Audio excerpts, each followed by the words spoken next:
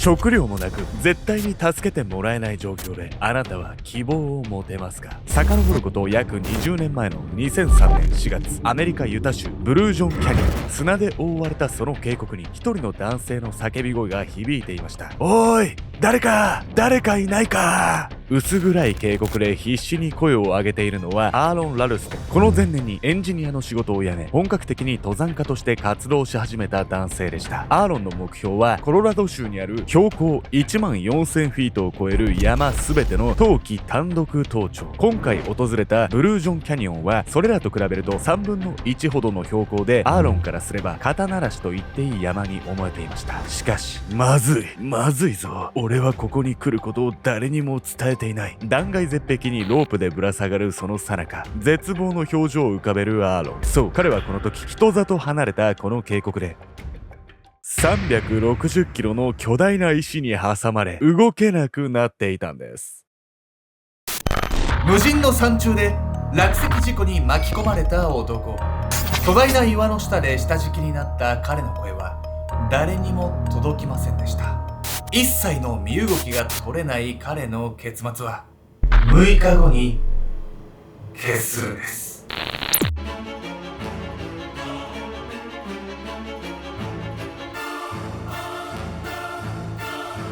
おそす、今度北海道に行くよ。ケンちゃんです。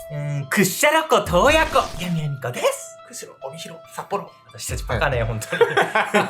北海道にまつわる知ってる言葉しか言わないんだから。本日ご紹介するのはアメリカの登山家アーロン・ラルストンを襲った落石事故についてなんです。なんとこの事故、時速恐ろしいわ。重さですわ。重さ360キロのね、巨大な石にね、腕挟まれて動けなくなったんですけど、時速はわかんない。そんなことはいいんだけど、挟まれて動けなくなっちゃって。無人な場所なんでしょ、そこが。そうなんです。絶対死ぬじゃない。絶対はないんですよ、世の中に。確かに。すいませんでした。いえいえ。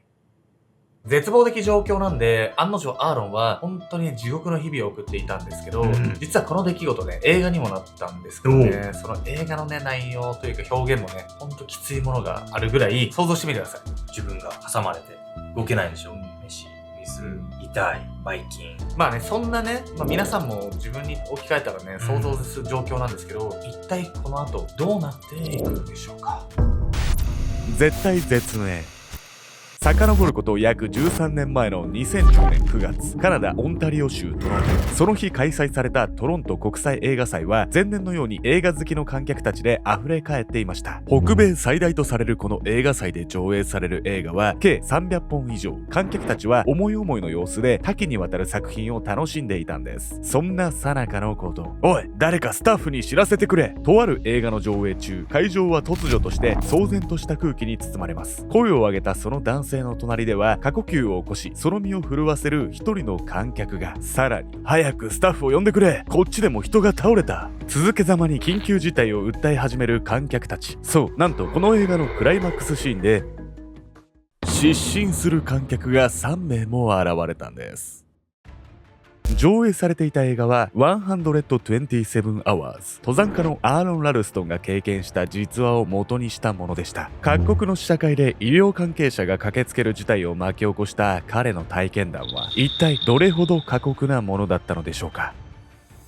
2003年4月26日、登山家のアーロン・ラルストンが訪れたのはユタ州のスロットキャニオンの一つ、ブルージョンキャニオン。スロットキャニオンとは砂岩が削られてできた幅の狭い渓谷のこと。ユタ州には縞模様の岩肌が美しいスロットキャニオンが多数あり、観光客や写真家の間では人気のスポットとなっているんです。ただ当然、アーロンがこのブルージョンキャニオンを訪れたのは単なる観光のためではありません。よし、あと少しだな。狭く切り立った崖からロープを垂らし、垂直に下降しながらそうつぶやいたアーロン。彼はこの日、登山のトレーニングの一環として標高1475メートルのこの渓谷にやってきていたんです。実はアーロンは登山家の活動に専念するため、この前年にエンジニアの仕事を辞めたばかり。登山家のメッカであるコロラド州に移住した彼は、州内のフォーティーンズという山々の冬季単独登頂を目標に活動していました。フォーティーンズとは標高1万4000フィート、つまり4270メートルを超える山のこと。コロラド州には53カ所のフォーティーンズがあり、冬の季節に全ての制覇を目指すその目標は当時誰も成し遂げたことのない偉業だったんです。じゃあ、14ズより低いブルーズキャニオ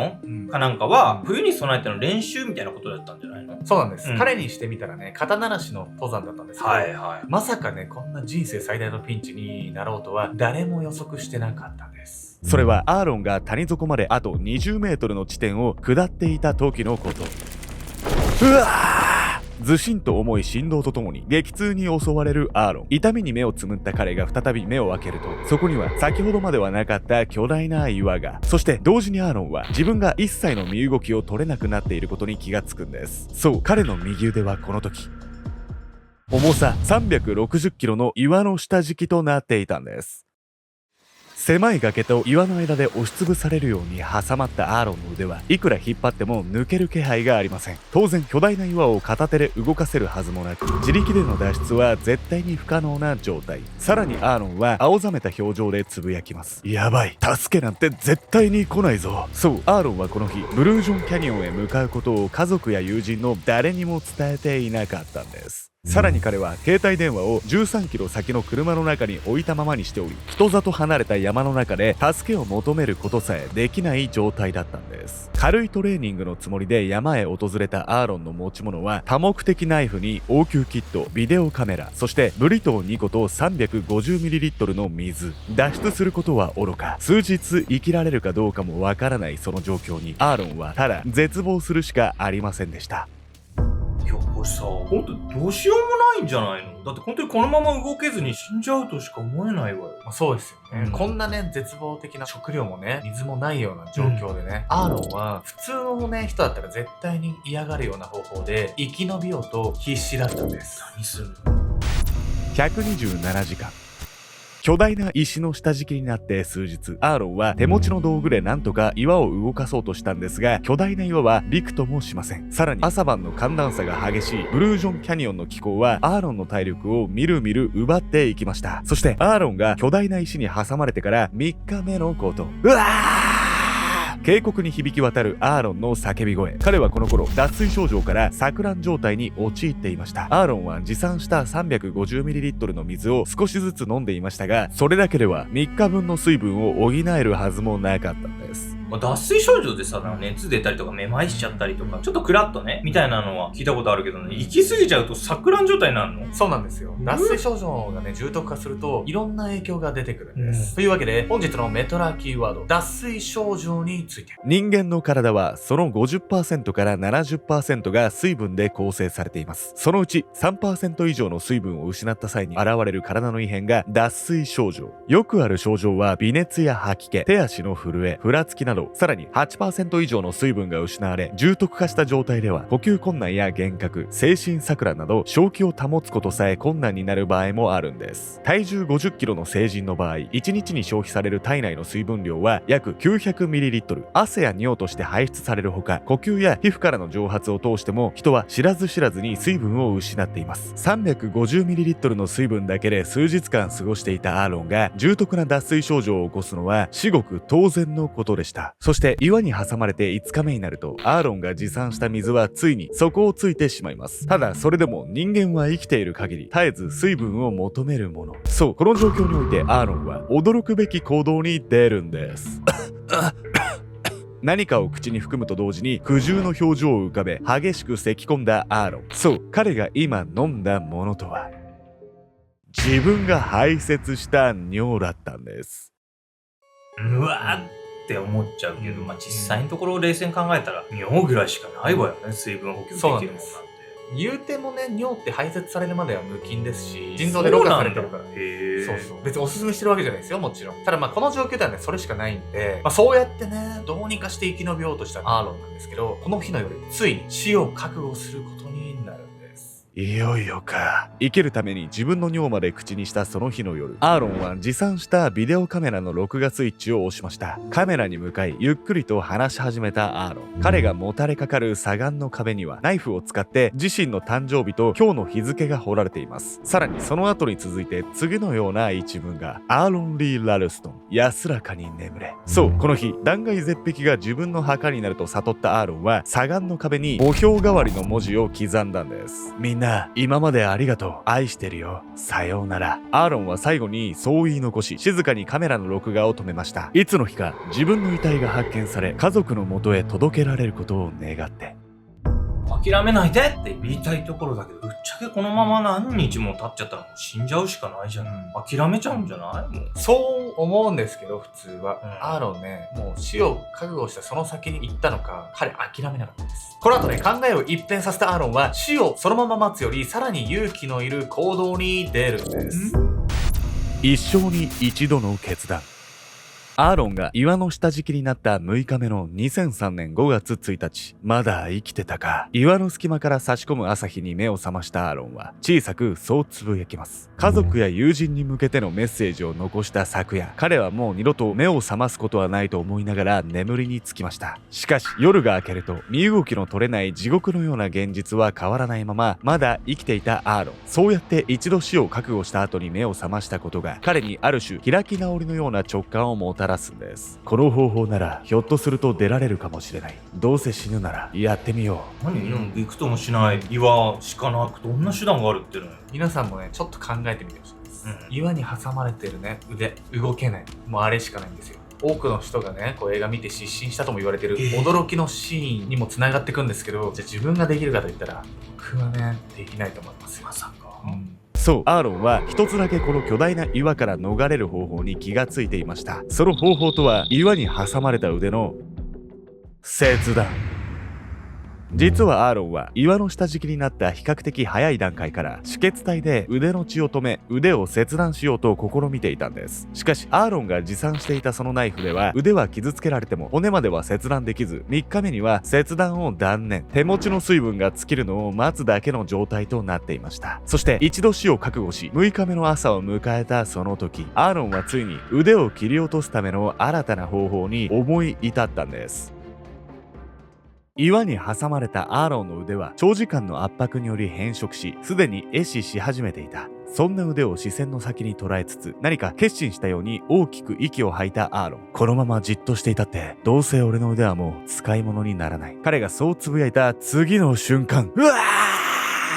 悲痛な叫び声を上げながら思い切り腕をねじり体重をかけたアーロン。そう、彼が思いついた唯一の脱出法は自分の体重で骨を折り、その上で腕を切り落とす方法だった。そして骨が砕ける鈍い音と激痛にアーロンはその顔を一層歪ませる。しかし想像するにも恐ろしいその状況は彼にとって希望が見えた瞬間だった。出られる。この谷から出られるぞ。自身の腕の骨を折ったその後、アーロンは所持していた万能ナイフで腕の肉を切断。その小さなナイフで腕を切り落とすまでには実に1時間を要したといいます。いやいや、自分で骨折るのもそうなんだけど、そっからさらに切り落とすだなんてさ、想像しただけでゾクゾクが止まんないわよ。このシーンがね、映画を見た人たちがこう失神する人続出したと言われるとこなんですけど、ともあれね、6日間ね、挟まれ続けた岩からの脱出に成功したアーロン。ただ彼の試練はまだまだ終わらないんです。アーロン、次の行動を間違えるな。間違えるなよ。止血作業を終えたアーロンは何度もそう繰り返しながら弱り切った体でなんとか崖を下ろうとしていました。そう、彼にはまだ20メートル下の谷底へ降り13キロ先に止めた車まで戻るという試練が残されていたんです。脱水症状でふらつく体にいつ失血死してもおかしくない傷口。一つの行動が死に直結するギリギリの状態でアーロンは助けを呼べる地点まで自力で戻らなければなりませんでした。そしてここから13キロ歩けないんじゃない？どうなっちゃうのこれ。じゃあ彼がね、一体この後どうなったのか見ていきたいと思います。アーロンの墓。事故から6ヶ月後の2003年10月27日、ブルージョンキャニオンにはアメリカの全国放送 NBC のスタッフが集まっていました。そしてカメラが向けられたその先では一人の男性が岩の上から何か灰のようなものを撒き散らしています。男性が灰を撒き散らしたその岩の壁には確かにこう刻まれていました。アーロン・リー・ラルストン、安らかに眠れ。そして灰を撒き散らしていた男性の正体はアーロン。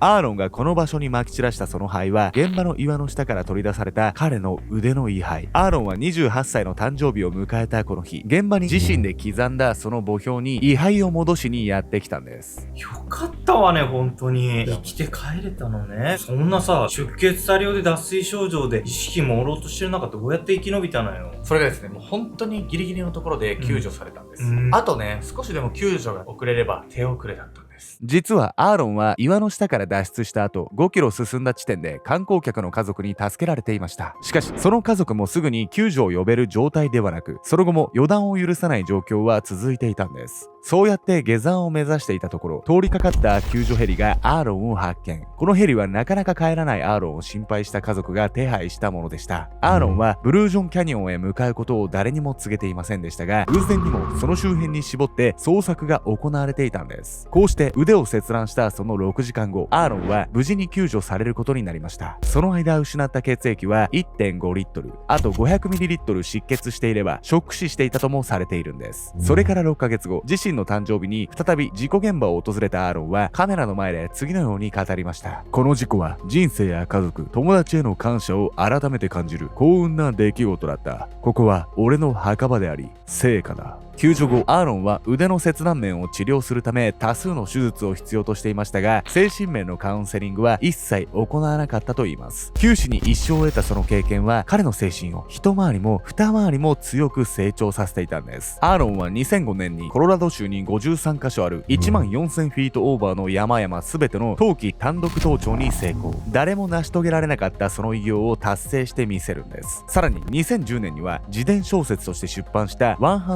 127 Hours が映画化。映画祭ではパニックを巻き起こす場面も見られたんですが、意義深い教訓が込められたその結末に誰もが拍手喝采を送ることとなったんです。